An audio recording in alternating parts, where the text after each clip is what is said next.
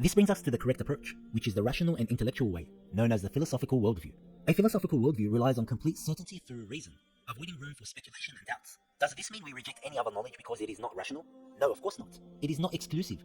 The big questions have to be answered in a rational argumentation, but the data you get can come from anywhere. The philosophical worldview doesn't just rely on the data that you get from your senses, but you use your mind a lot more and you build much deeper rational arguments. Does this mean we need specialized philosophical knowledge?